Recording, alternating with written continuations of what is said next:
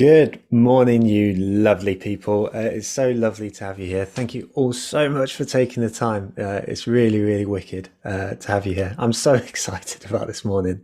I think we're going to have a lot of fun. So let's get going. So, as ever, there are two challenges, in fact, three challenges. So, the first challenge is to get into that chat feature right now, as so many of you are doing from Guildford, Ely. I've seen people in Australia, Suffolk, Germany already, Barcelona. Get in that chat and say where you're watching from. It's so lovely to have you here. We've got Anthony saying Wigan in capital letters. I have never seen anyone more enthusiastic about Wigan in my life. That's the best thing ever. It's so lovely to have you here today. So do drop in that chat where you're watching from. And don't forget to switch your chat messages to everyone so everyone can see your messages come through. So the way you'll do that is you head into your chat feature and you'll see a little toggle. If it says hosts and panelists for you right now, switch that to everyone so everyone can see your messages. We've got Israel, India, Scotland, Cambridge, Northern Ireland, North Manchester. Ridiculous. So good. Challenge number two is about that chat feature as well, which is an encouragement to keep it buzzing throughout. We were speaking with Beau before we went on today's session, and we're like, just keep an eye on that chat feature because honestly, it's so special. It means the world to us, and it sort of gives a real life that this chat is not something that is just happening between three people, but it's happening between a whole community. So please do keep that buzzing throughout the duration of today's session. It makes such a difference. And then finally, please do drop on social media your biggest takeaway from today's session. It's the stuff that keeps the conversation going on beyond this hour alone, enabling you to sort of chat with the community on LinkedIn, on Instagram, wherever it may be. But then it also gives us the opportunity to grow the community and bring more lovely people such as yourselves into the fold. If those three challenges are lodged in your brain, sort of saying hello to everyone right now, keeping that chat feature buzzing throughout the duration, and then sharing on social media. Let's get going with today's introductions. So today our guest is Beau Miles. I'm excited even saying that. Beau is an author, master storyteller, Australian adventurer, personal hero, bringer of good vibes, and YouTuber with over 459,000 subscribers on YouTube, which is ridiculous. Beau, in our opinion, has a bit of a gift. He can seemingly take the storyless, such as picking up a rock or getting your hair cut, and getting hundreds of thousands of people to invest their time and energy into the story that he's telling. Today, we want to hear way more about that. That's what today's about. Also with us, we have my good mate James, who was the person who introduced me to Beau. Needless to say, we're both trying to play it cool right now, but I don't think we're doing a very good job. Today is just I got Eva in the chat saying, Beau, I'm your biggest fan too. So there we go. We're in a competition now. Today is a pure Q&A, so do get your questions in nice and early. The way you do that is you find the chat feature, you find the Q&A feature down in the toolbar down the bottom. We'll be taking the questions from the community as much as the pre-prepared ones that we've done today. So do use that Q&A feature and get those questions in. And if you see a question that you like, give it a thumbs up too. It means that we'll make sure we prioritize that. Before we get started with the questions, the last thing for me to do is to say a big thank you to our sponsors. And this week, our featured sponsor is Attest, who are a market research platform who help you understand your customers and the market a lot better. Not only are they sponsors, but we are also customers. And Attest are hiring right now. We're big fans of them, so please do take the time to check them out. They're doing a thing right now which they give away a free survey with 100 respondents to a demographic of your choice. It really makes a lot of sense just to check it out and try out the software. So do take the time to check out Attest. Also, a big thank you to Impression, Hrefs, Redgate, Cambridge Marketing College, Brand Recruitment, and Third Light.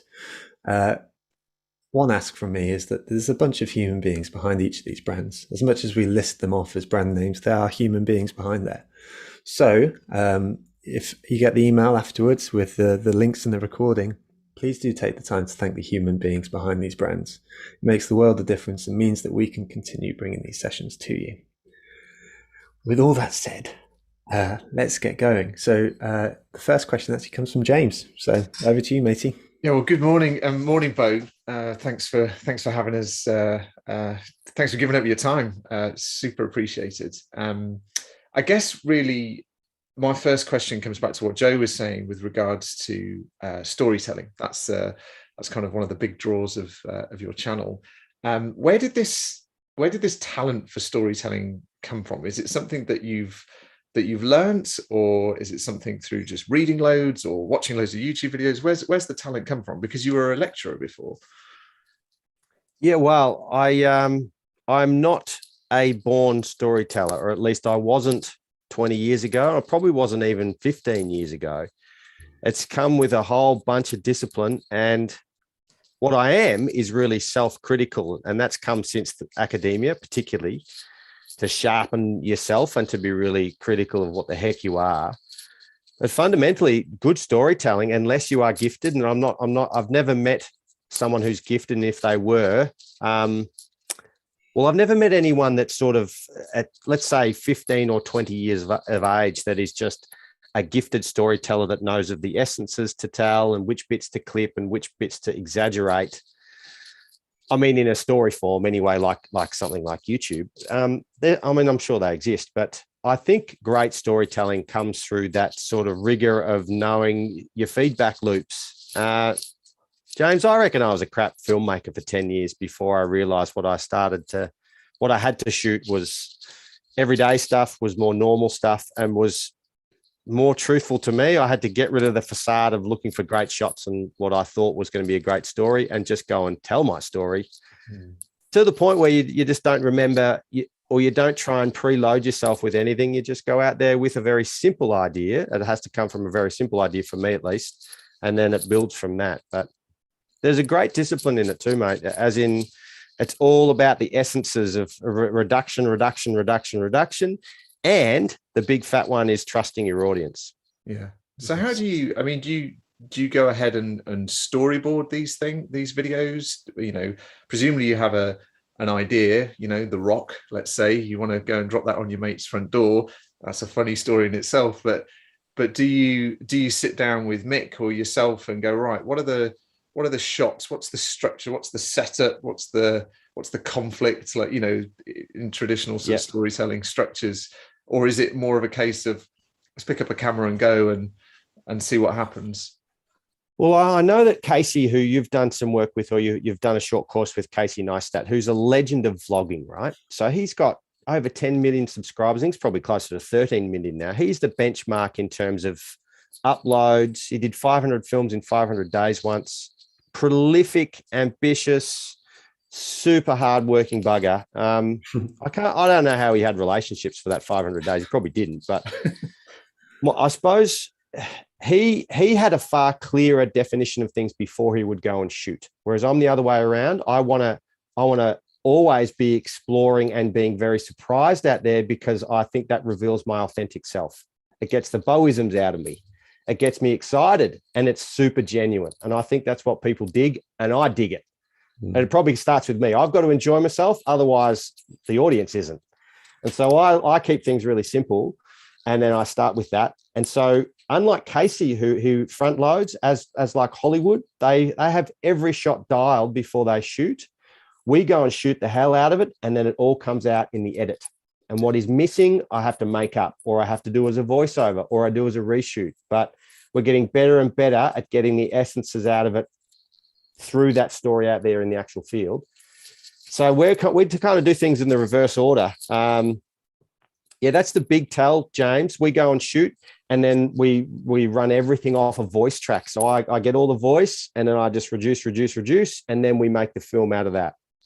Whereas a lot of filmmakers, or particularly a 20-year-old with a vision, will have beautiful shots and a lovely couple of little story slices, and they build it off this panorama, landscape, awesome action.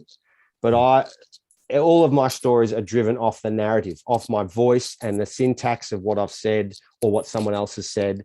That drives it, because shots are cheap these days. Anyone can do good shots, but not everyone can tell a story through their voice. So it almost sounds like, you use the word authenticity there, and that sort I'm of come sorry through. about that. No. Every bastard does, right? So true. No, but you're right. I mean, do you have like a defined, I don't want to say, like almost like a value set in your mind when you're going out, where you're like, you know what, if this video doesn't hit, these points, if it doesn't feel a certain way to me, then it's not going out. It doesn't feel authentic. It doesn't feel energetic. It doesn't feel, kinetic, or whatever it is. Do you have those sort of ideas in your mind, or is it something that's far more internalized? Well, it's really hard to do that anyway, Joe. I imagine that with musicians, if they're constantly thinking, if they've got an album of 10 songs, which one's going to be the single, which one's going to be the biggest hit? Yeah. They're more often than not wrong. They're often not as well. When they sit down at the end of an album, you probably know what's the best work that's going to appeal to the masses. But, Bohemian Rhapsody didn't, Stairway to Heaven didn't. And these are legendary songs that ended up being almost on a B-side somewhere. Yeah. And in some respects, my ideas are the same. I never knew that a mile an hour of me running around my perfect mile-long block and doing bloody odd jobs in between was going to be such a great film, in a sense. And there's many reasons for it being a great film, but I didn't see it coming. And I'm a fool if I try and repeat that, because it's like trying to bottle lightning in a sense. You just got to look for other ideas and be happy with how it comes out the other end. We will not upload. So I'm very much in partnership now with Mitch, who's the other half of my filmmaking endeavors. I vet everything through him, and he really much gets me, and he's such a lovely fella. And my wife, if I can't get ideas through those two, then they just don't see the light of day. My wife is very literal, and I have to explain things to her. And if I have to explain things to her, often I've got to start again. And then Mitch, he sees things through the visual lens, and he's wondering how to capture it. So between the two of them, it's a really potent combo. But yeah, I've learnt not to try and create hits. You just got to go and create stories, and the people will decide if it's a hit based on the nuances that you often don't see yourself. Interesting. So it's almost, I don't know, like I'm hearing your answer, and like there's part of me which is like, are you creating for yourself here, or are you creating for the audience? Because like it feels like there's a bit of both going on. Like, yeah, Joe. If I can say anything, you've got to create for your audience. If you want to be seen and appreciated and watched, because I'm very easy to turn off and to go click on something else, or to go to the cinema or read a book or go for a walk instead. If you want to keep their attention, you've got to feed that attention. And so otherwise, I'm wasting my time. To capture their time, I've got to really respect it. So you've got to respect your audience. So I'm an untrained filmmaker, but I used to always squeeze filmmaking assessments into when I was a lecturer. And so, there was always weird stuff coming through my assessment folios, which I don't know how I got away with for so long. But they'd come through the system, and I'd always say to them, folks, you've got to reduce that by 3/4, and you've got to think of the people, the poor buggers sitting there in a lecture theatre watching your crap film. Come on, do better, go harder, be more critical of yourself. And so I very much live and die by that sword. Nice. How do you so you talk about going out and shooting and sort of capturing the real essence, the honest essence, which is something that I make videos through my agency as well, and that's something I really lean into. Like, I want honest reactions of people showing me things, and but there's moments where I have to, there's a thing that we need to capture that I have to go and retake. You mentioned that you do some retakes. Is that how do you continue to capture that essence? Is it a case of, well, let's go back and film that again, or is it a case of you're looking at the edit and go, we need to go and most of the time, James, it's to do with a lack of footage to back up an idea that I have. Because poor old Mitch, right? So often on my shoots, I'm a maniac. I just want to get to where I'm going, or I want to follow my tangents, or I just want to be Beau. I want to sniff a story out. I want to be super engaged. I'm very selfish when I'm going on these things, because I think that's the best story. And so often Mitch is playing catch up with a great drone shot of me going through a tunnel, or having a run in with police or something. So sometimes we've got to try and capture that somewhere else, or somehow. We often miss a lot of good point of view vision because I'm here, so I'm often pointing at myself rather than out there somewhere. So I'll have to go through it. I'll go and run through the forest a week later and try and capture the same weather of the same gum trees going past. And most of the time it's pretty fickle B-roll that we're trying to replace, not some big story threads, because I think that's almost it's a bit cheaty. But it's creativity too, right? So whilst I'm a man of fiction, there's some non-fiction stuff that's sure it's going to go in there too. Yeah, so it's more the sort of sprinkling to make sure that the end thing is really well polished, as opposed to big. Look, I'm massively. I'd be off the wall avant-garde if I didn't have normal people around me, right? I would make films that, I trust people to fill in the gaps. Yeah, they get that syntax. Don't say it there. Just move on. But you've got to sometimes say, I'm here, and I'm here for a reason, and this is what I'm doing. I have to be. I suck at being obvious. I really do. I'd rather tell you about what Plato said, rather than why I'm sitting there eating a tin of beans. I've got to sometimes tell you why I'm eating beans, not why beans, were invented for the masses, So, that's one of my big takeaways from my own shortcoming. Nice. So is that, you speak about that obviousness, it sounds like to a set, I don't want to use the word concessions, because I don't think your films, as a viewer, it doesn't feel like you're making concessions, when you're making them. It feels like you're making beautiful films. But so you've spoken about being a little bit more obvious with things, and rather than sort of just suggesting it. I mean, what are the sort of things? Is there anything else where you're like, I wish I could have included that scene, but it wasn't obvious enough, or what are the big sort of takeaways on like how you've had to move away from this sort of bow brain sort of movie making to sort of make it obvious and easy to watch for the audience? Well, it's funny that whenever I have an idea, Joe, I often think of it in how long the film will take to shoot and how long it will end up being as a film. Right. So if I have an idea and I think, oh yeah, I can shoot that in half a day, Mitch and I can shoot that in 4 or 5 hours, and it's probably going to be a 11-minute film.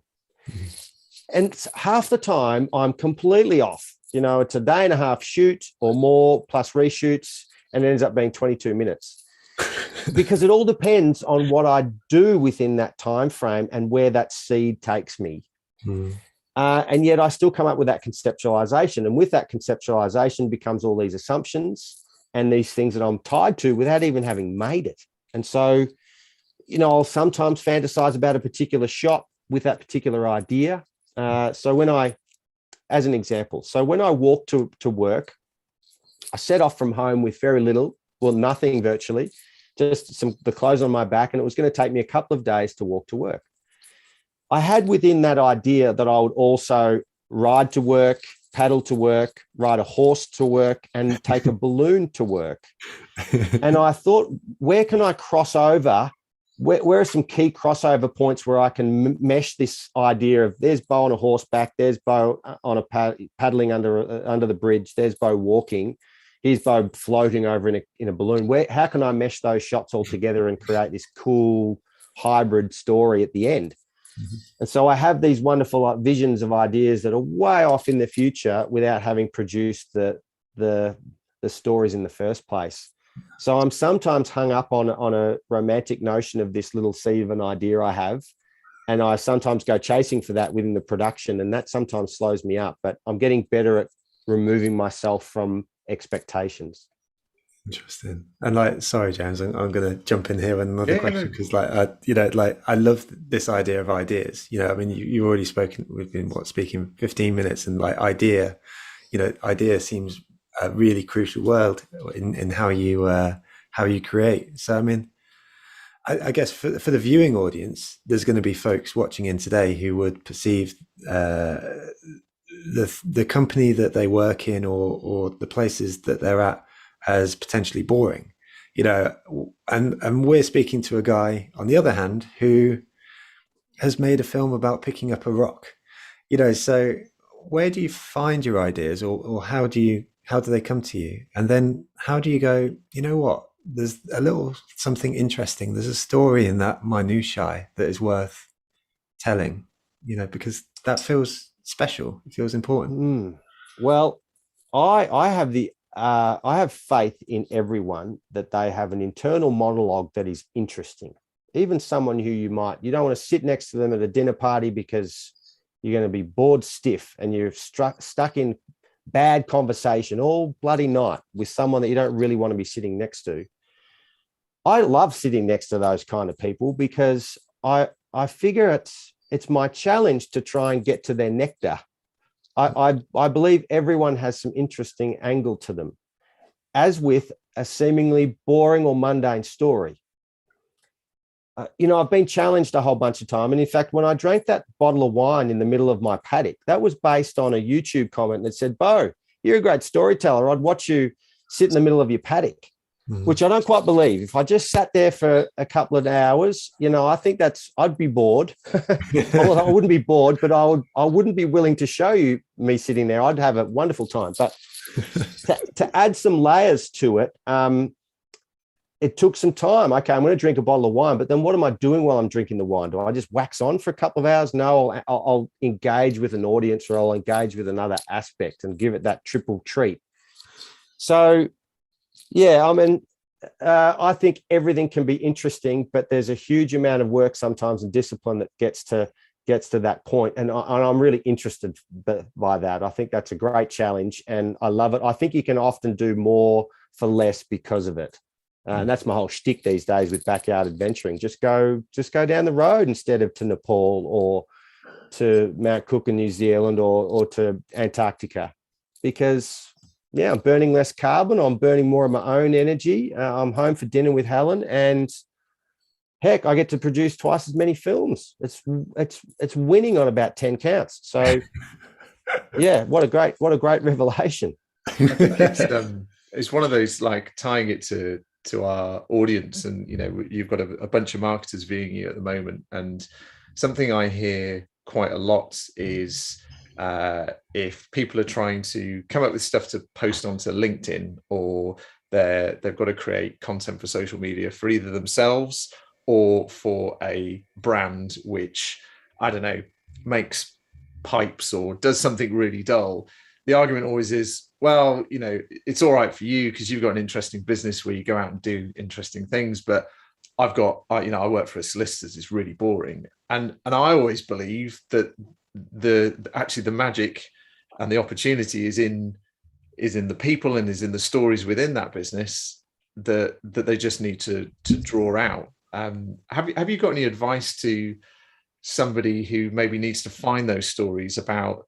Is it a case of going into the minutiae and actually that's where the magic is, as opposed to looking at what a business does in its entirety? Like, how would you advise somebody to find those stories? I think the failing of forced storytelling, or let's use your LinkedIn example. When someone feels like they have to keep up appearances on LinkedIn or any social media platform for that matter, or write a column every week, or do a something in their in-house newsletter, or their in-business newsletter. The fact that these things feel like they're pressurized and they're somewhat forced to get out there because they feel like they need to do it, I think that's bad from the start. I think I tell stories and I make films and I go running and I do stuff because I love it. I imagine a lot of business people and a lot of people that function on, in their work, or they create things, they do it because there's an innate likeness there. They want to do these things.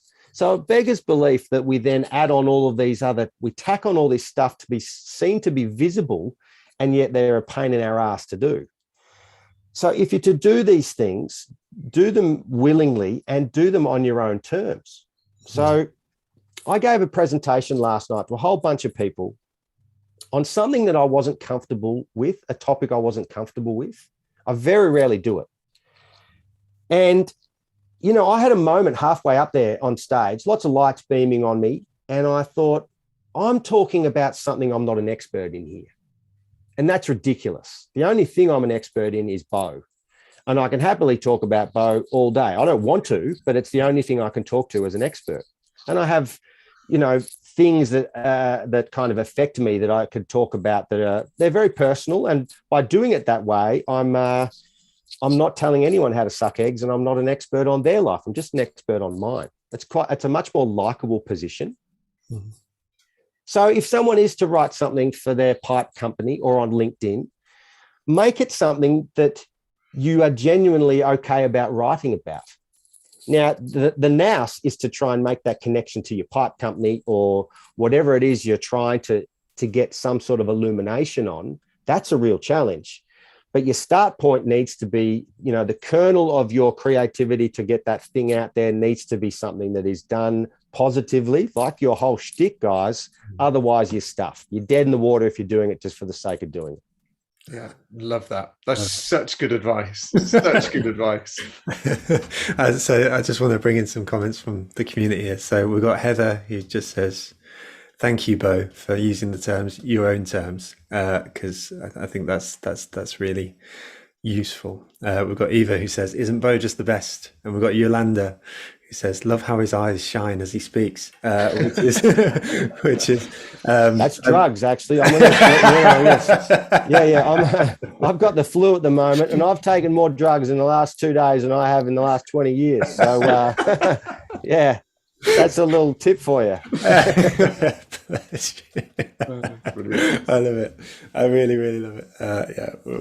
The community love it too. Right. I've been loving. I've got the chat going there, Joe, like you said, and it's lovely to see. I wish I could interact with all these folks, but I'm under the pump here. You guys are giving it to me. Well, no, 100%. We've got 14 open questions from the community too. Let's get a little bit into YouTube stuff first, though, because we did promise that, and then we'll start taking some questions from the community.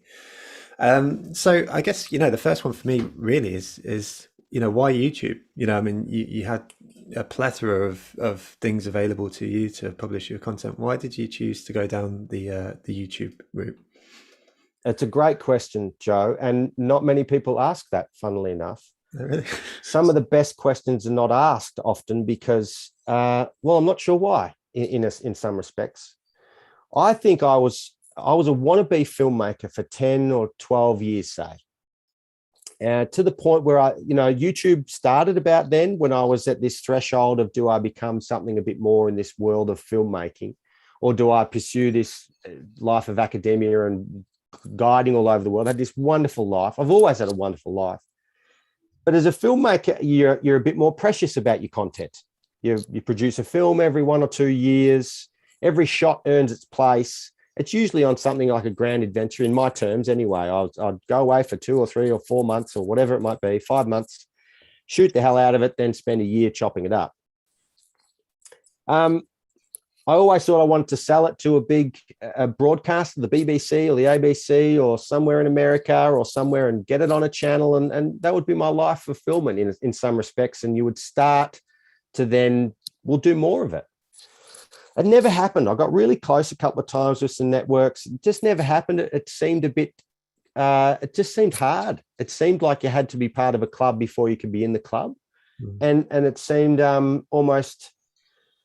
it seemed pretty exclusive. And so I went down the academia road and sort of gave filmmaking a breadth for a while. And by the time I came back to wanting to make films again, which was in some respects largely to do with my PhD, where I thought I'd make a small film series, YouTube was, of course, gangbusters by then and a real global force. And I must admit, I used to use it a lot in teaching. And I thought, this thing is awesome. It's incredibly inclusive. And you know what? It sort of struck me. It wasn't over a cup of tea or a beer or something, but over time I realized, you know what? This is, if you are a filmmaker, which means you are a storyteller, in some respects, you are bonkers if you don't want your story or your film seen by as many people on the planet as possible. So why not go to the most inclusive platform on the planet? Mm-hmm. It means you might not be a Hollywood star or you might not get a BBC series, but it might mean so too. To be honest, all that stuff vanished now because in many respects, if you are good on YouTube, and hopefully I will be eventually, I'm still learning a lot, is you've got your own channel. You become your own bloody boss and your own God and your own whatever, your own bureaucracy, which is it's awesome. You know, I'm the one that signs my own shitty paychecks, and it's fantastic. And so I really like this idea now of just of being, you know, Mitch and I work out of a 4x4 meter garden shed, and it is fantastic. And we can only go up from here, and we're not being told by someone else how to make a film. And yeah, it's really good. That's why, and it's quite a positive. They say that of all the social platforms, YouTube is the most positive. So, and I agree. It's really the feedback of it is excellent. It's incredibly competitive, but it makes you hungry and it makes you better. So, how do you, when you've got a film or a film idea, or you've created a film, how much you've got YouTube as a platform, but I've noticed that you sometimes tie in the fact that you're on a news channel, or there's sort of a PR angle to some of the, certainly the beans challenge, you know, was one that seemed to be very heavily covered. Do you have like a bit of a PR plan, a little black book where you go, right, okay, we've got this story, I know such and such in the local paper that I'm gonna tell about the story? Or is it a case of you put the film out there and then all these journalists find you? And then as the second part to that question, you know, what sort of impact do you think that has on the success of the films?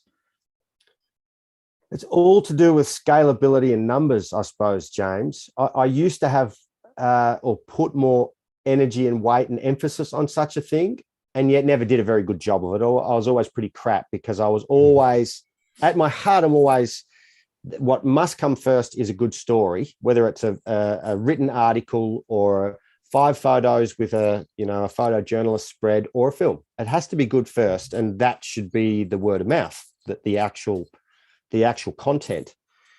But of course, that's naive, because having eyeballs at a particular time, it's called, you know, peak velocity, which is what YouTube runs on. If you get all your mates to watch it at that same time, it's going to expand the algorithm, which is what a subscriber count does on YouTube, essentially. Yeah, but nowadays, you know, with almost 500,000 subscribers, you get to the point where you're your own media house. You've just got to get it to your people that like you, and then if they like it and they've watched it for a certain amount of time, the algorithm will build upon that. So you've got to exploit what you've already got as a base. Yeah. I read a fantastic article actually in the ABC yesterday about the death of the columnist in even global papers like the New Yorker or the Times. You know, these huge mastheads have had massive followings over the years, and yet someone like a Katy Perry nowadays can just put out a tweet, and it bursts the bubble of anyone with access to these very famous people. In some respects, we're becoming our own media houses if you have a certain base level. And so, you know, I'm not there yet, of course, and I love all this extra help, but I'll only go there nowadays if I have a good story to tell and I think it's worth it. But yeah, it's also bloody distracting often. You know, you get to a point where I just want to make films, and if, you know, I'm in a bit of a phase right now, not because I'm drugged up or got the flu, but I just want to make films. I don't even care if they're hits or not. I just want to keep making content because it's the liberating art, you know. I think there's something so powerful in that, you know, like I can speak to that with a personal experience in that, you know, like fun has always been something that's been really, really important to James and I. You know, like we'll start a meeting. I'll never forget this one meeting we had where we started speaking about like these really important things at the beginning, and then like halfway through, like I don't know how we got there, but he was playing the French horn, you know, on the other end of, you know, and it felt, you know, but that's how we got to that place of just like, you know, bloody enjoying it, and like hopefully, you know, playing a small part in the people watching today, you know, in their lives, you know, that, you know, you can sort of get that sense of fun and authenticity, everything that you're speaking about today, just by going back to basics, you know. And I completely relate to that experience of almost sometimes feeling like you have to do something because it will get a certain result when actually the thing that got you that result in the first place was often that authenticity. And it's a regular and important check. Nonetheless, I'm going to now contradict myself completely, because I'm going to ask you about algorithms, because we were speaking about this before we went live today. And like, how much, when you come to sort of building a YouTube channel, do you think about, oh, the algorithm is going to like this, I'm going to have to change my storytelling to sort of pander to their algorithm so I can get more views, so I can make more films that I like? I mean, what's the balance point in your mind? I'll answer this in two ways, if I remember, because I'll probably answer the first one for about 2 minutes and then forget what the second thing I was going to say. But I suppose the first thing I'd say, Joe, is that I never, ever will alter the way I tell a story for YouTube, ever. What we will, and this is in collaboration with Mitch, because him and I see off on all of these things, my co-filmmaker, is the title of the film, but more so the keywords in the title and how we use the thumbnail. So essentially you have 2 or 3 key bits of marketing on YouTube. Now, James would probably know a lot more about this because he's talked to Casey Neistat. And look, I've done some YouTube courses before and it was mostly just hot air.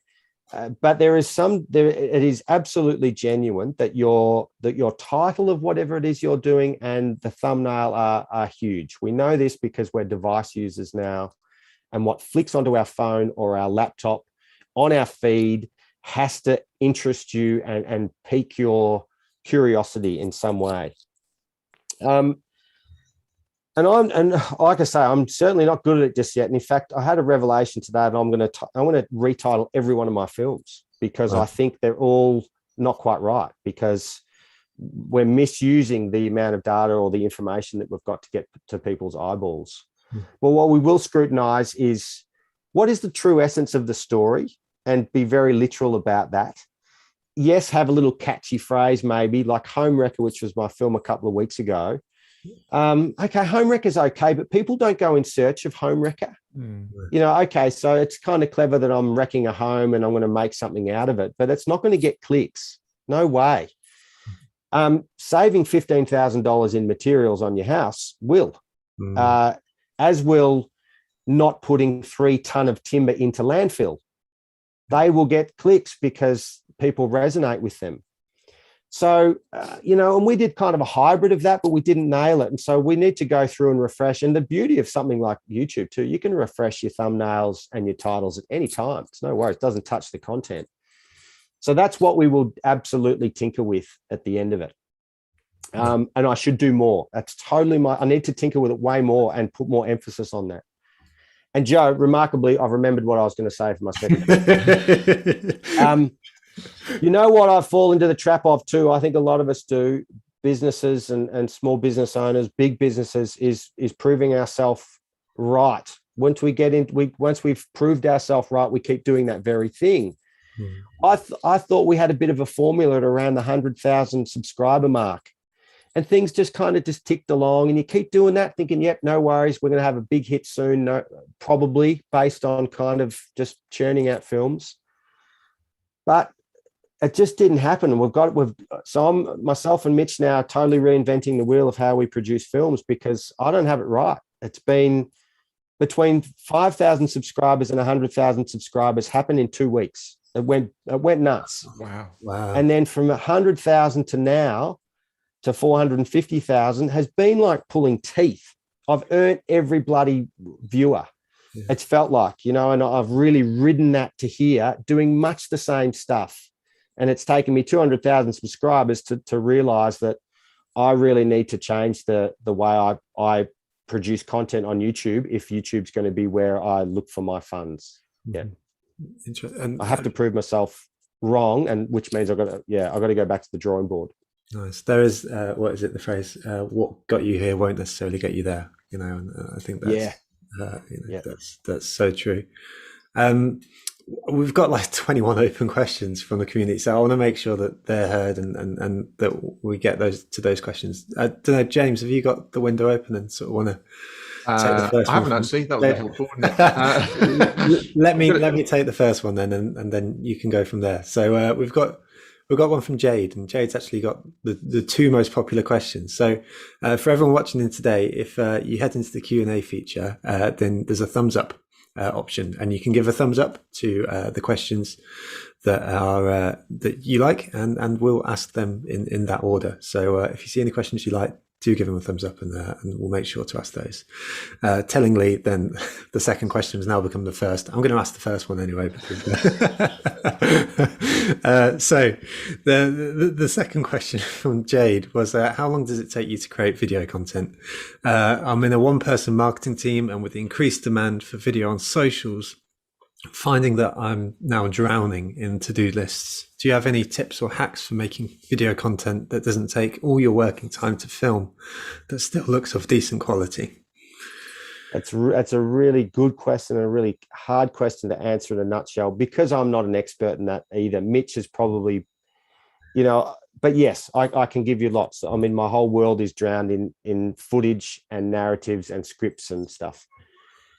And funnily enough, I'm not a big watcher. I don't own a TV. I don't watch much YouTube at all. When I learned the guitar, I didn't learn anyone else's songs. I just learned chords. So I'm that kind of dude that sort of goes away and thinks he can beat by his own drum, which is half a failing, really. But in terms of what interests me, I really love that, going back to that sense of it has to be really good sound.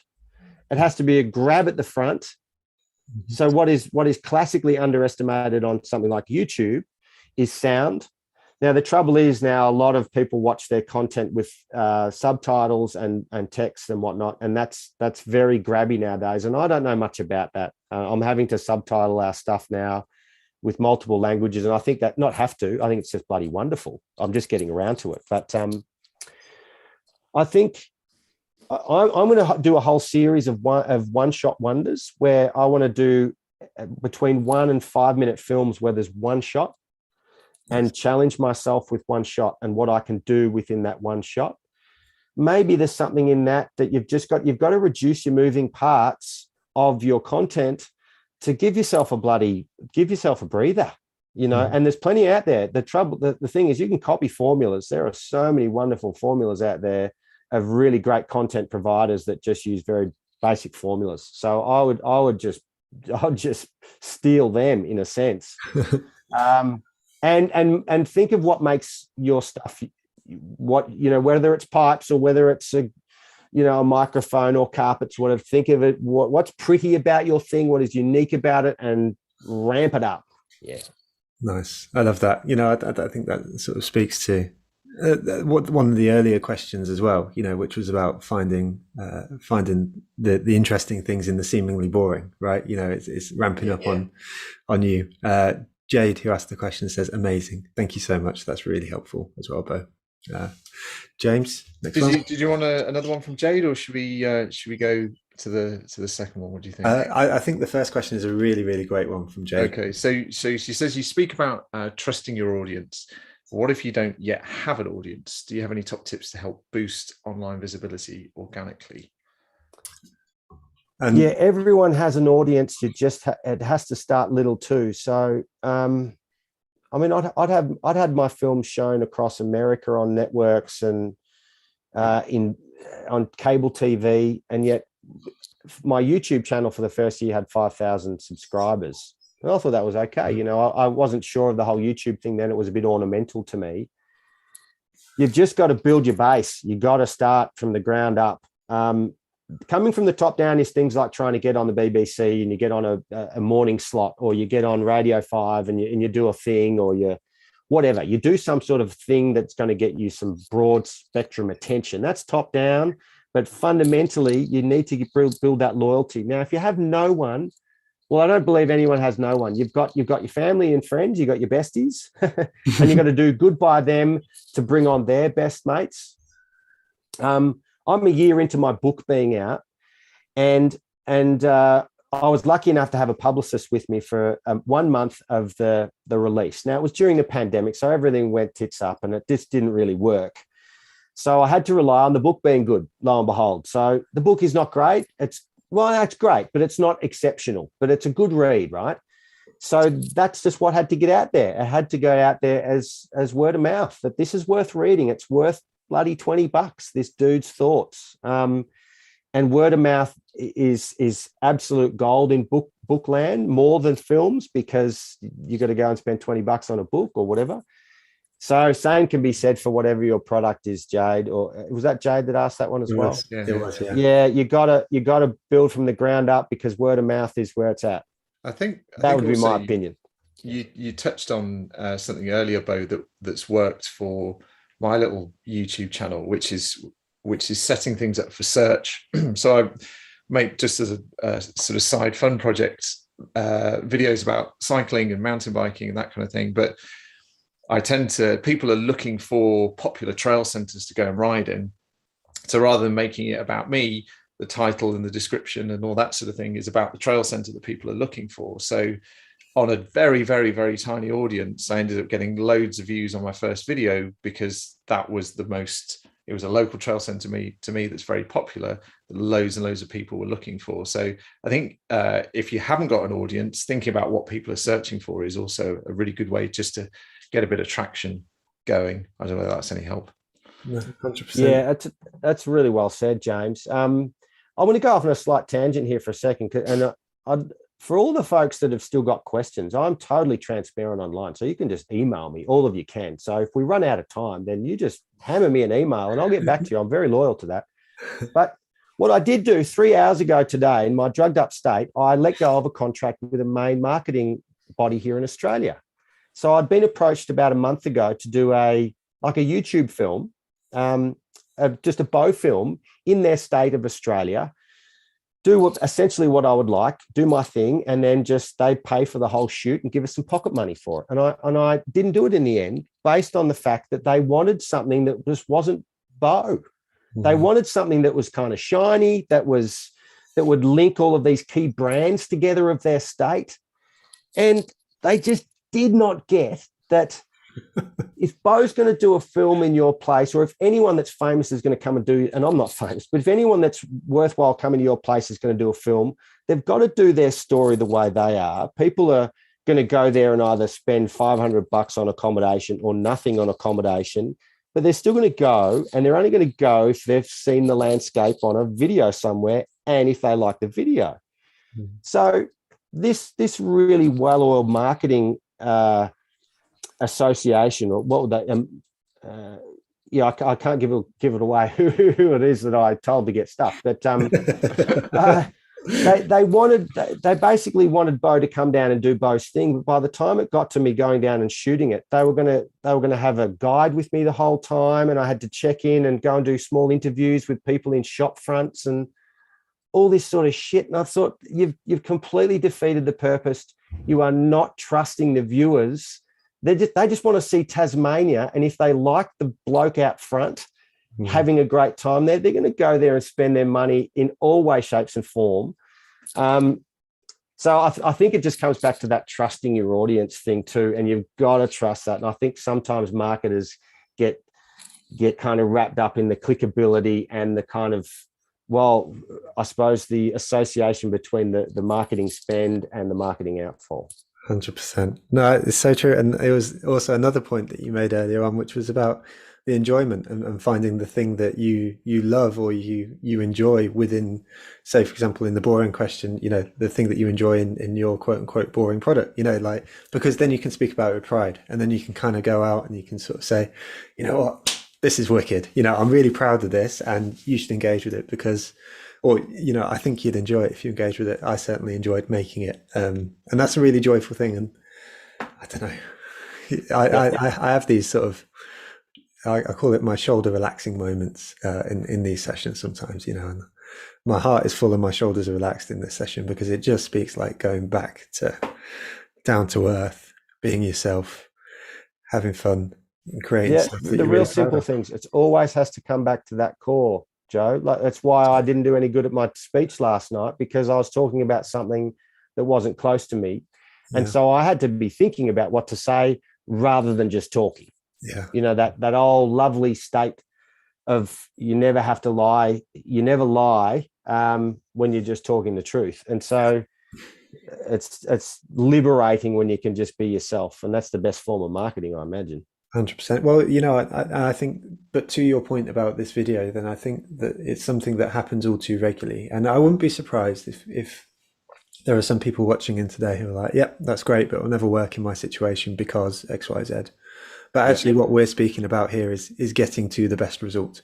And you get to the best result by doing these things. And, come committee or come, sort of people, if the idea is good and the emotion is pure, then these things can't be stripped out, because that's the stuff that makes your marketing good, your film good, etc. Sorry, I'm getting on my high horse a little bit. No, I agree. We can, and I'm a tragic that I'm romantic with the notion that you stay very true to your authentic self and that you do things true to yourself. It is different with a company, I assume. I've never been a marketer for a company, and I know you have to think different things and in some respects be more conservative or within more bounds.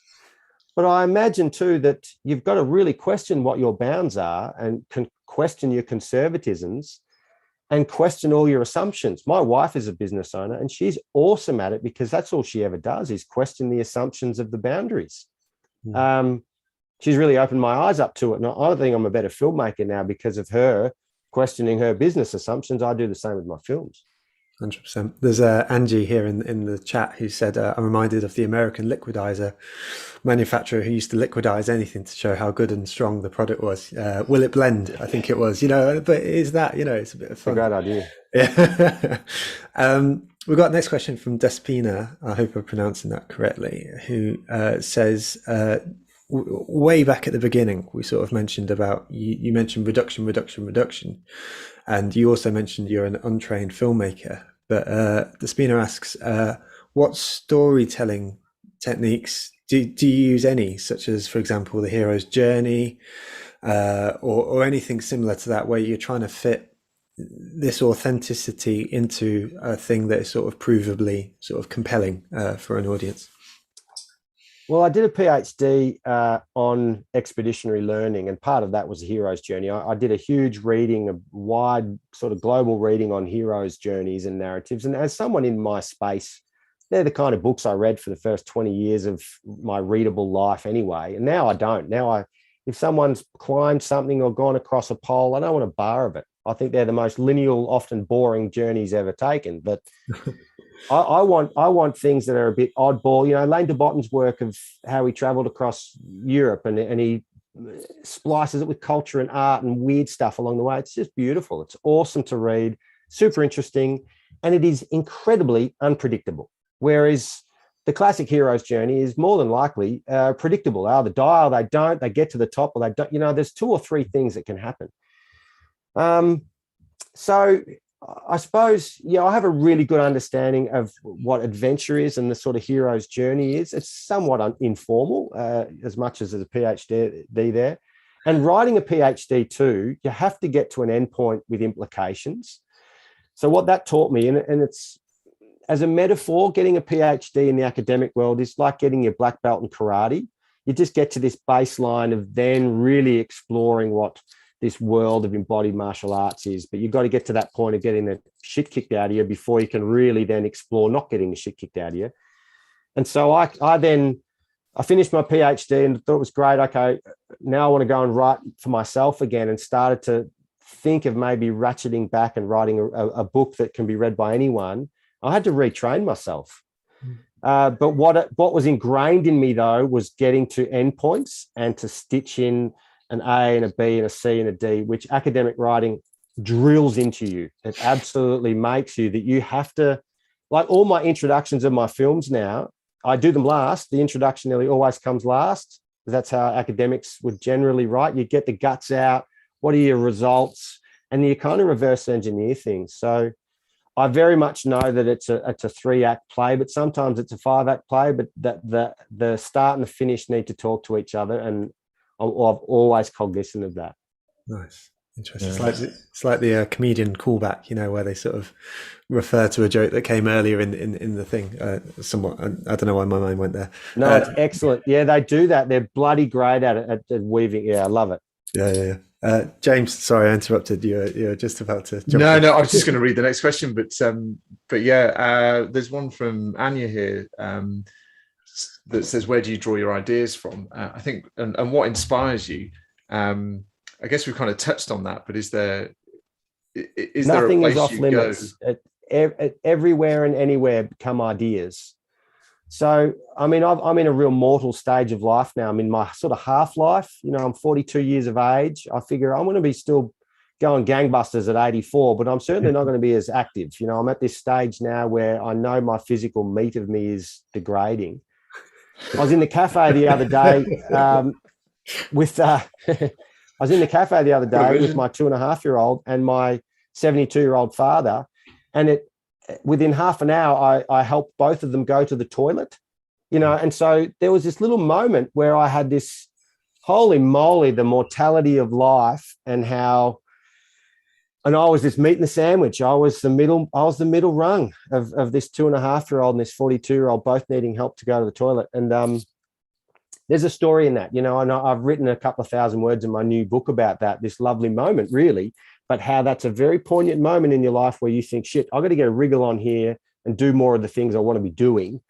But I also have to pay attention to these big things at either ends of my, you know, these bookends of my life that are very important to make me realize how important my facet is too, or this era is.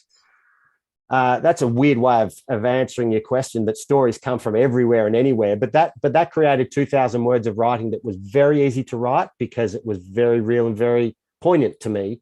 And they just tend to come all the time because I'm always kind of looking for them, I suppose. Lovely. I think that speaks to curiosity and discovery and sort of a groundedness in the moment. Thank you for sharing that. I think that's really lovely. I think James says in the chat, I think you've just triggered my midlife crisis. So yeah, that's right. Which is fab. Lovely, Beau. We've time is gone very, very quick. So James and I were speaking before about like the question that we wanted to ask you at the end, and it was just very simply, what's next? I mean, what's the future hold for you? Well, I'm writing at the moment. I haven't done a thing for 10 days other than, think, gee, our health is very important to us when you don't feel so good. But I'm writing at the moment, writing gangbusters too, actually, quite surprising myself. We've got a 7-week-old in the house. And in between, so in every squeaking moment that she doesn't need help or the other 2.5-year-old doesn't need help or I'm not making films, I'm writing my book about a film series that's coming out really soon. So, and that should be out next year, including a tour to the UK and Europe. I'm going to come to the UK and Europe next year, which is awesome. Amazing. But I'm still peddling the Backyard Adventurer, which is just ace. I'm still enjoying that. I thought I would have killed that. Hey, there you go. It is a good book. But yeah, just writing and filmmaking. Good for you. I'm living the dream, fellas. I am, and I should get sick more often because I don't mind this drug business. It's pretty. You'll be looking back on this in 3 days' time, like, oh my god, that happened. Honestly, mate, we've been containing ourselves for this past hour, but it's been such a joy. Honestly, so good. So many beautiful comments coming through in the chat feature right now as well. So Beau, like from both myself and James, if I'm allowed to speak for James for a moment, it's just an absolute joy, such a privilege. Thank you so much for spending the time, and likewise thank you to the community as well for making this so special. Absolutely loved it. Day made, week made, month made. Good on you guys. Well, yeah, a lot of positivity coming through. Holy moly, you guys really live and die by this whole positive thing. The chat stuff is excellent. Yeah, you can, and people can just get in touch with me, and I'd be happy to have email chats with folks that didn't get their question answered. Awesome stuff. And yeah, I'll see you guys next year. We'll have a beer or a shandy or something. Definitely. We'll it's on us.